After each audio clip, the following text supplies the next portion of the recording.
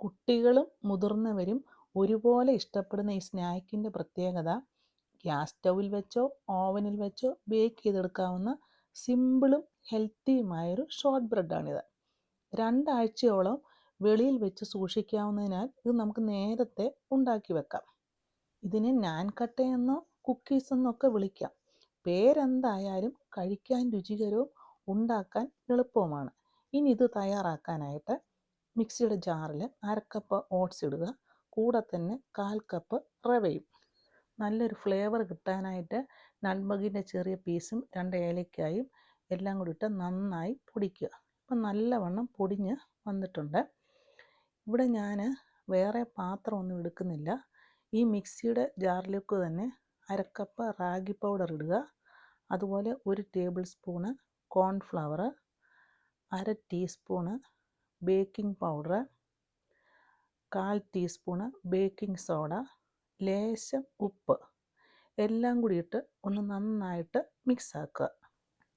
ഇനി വേറൊരു മിക്സിംഗ് ബൗളിലേക്ക് 1/2 കപ്പ് നെയ്യോ അല്ലെങ്കിൽ ബട്ടറോ, കൂടെ അഴുക്കൊന്നുമില്ലാത്ത നല്ല പൗഡറായിട്ടുള്ള ശർക്കര, അത് 1/4 കപ്പ്, അതും കൂടി ഇട്ട് നന്നായിട്ട് മിക്സ് ആക്കണം.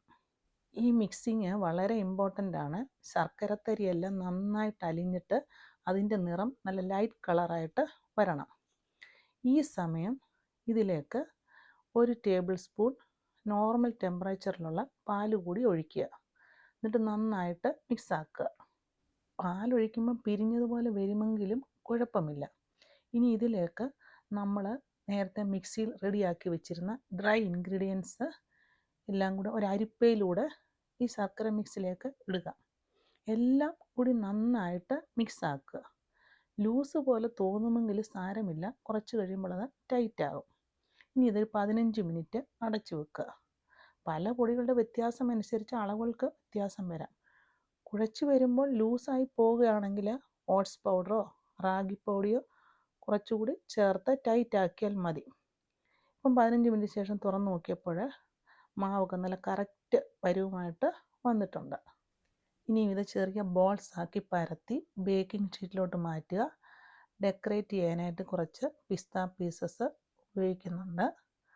അതിനുശേഷം ഇത് പ്രീഹീറ്റ് ചെയ്ത ഓവനിലോ ഗ്യാസ് സ്റ്റൗവിലോ 25 മിനിറ്റ് വെച്ച് ബേക്ക് ചെയ്തെടുക്കണം.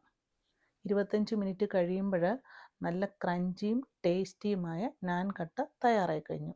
എന്തുകൊണ്ടും ബേക്കറികളിൽ നിന്ന് വാങ്ങുന്നതിനേക്കാൾ രുചിയിലും ഗുണത്തിലും വ്യത്യാസമുള്ള ഈ ക്രഞ്ചി സോഫ്റ്റ് കുക്കീസ് നിങ്ങൾക്കും തയ്യാറാക്കാം. ഇൻഗ്രീഡിയൻസും മധുരം എല്ലാം നമുക്ക് തന്നെ നിയന്ത്രിച്ച് നമ്മുടെ വീട്ടിൽ തന്നെ നമ്മൾ തയ്യാറാക്കുമ്പോൾ ഇത് ഉണ്ടാക്കി കഴിഞ്ഞ് കഴിയുമ്പോൾ നമുക്ക് നല്ലൊരു സന്തോഷം തോന്നും. നല്ല ടേസ്റ്റിയും ക്രഞ്ചിയുമായ ഈ സോഫ്റ്റ് ബ്രെഡ്, ഈ കുക്കീസ് നിങ്ങൾക്ക് ഇഷ്ടമായെന്ന് വിശ്വസിക്കുന്നു. ഈ വീഡിയോ നിങ്ങൾക്ക് ഇഷ്ടമായെങ്കിൽ ലൈക്ക് ചെയ്യുക, ഷെയർ ചെയ്യുക, കമൻറ്റ് ചെയ്യുക. അടുത്ത നല്ലൊരു റെസിപ്പിയുമായി കാണുന്നത് വരെ ഹാവ് എ നൈസ് ടൈം.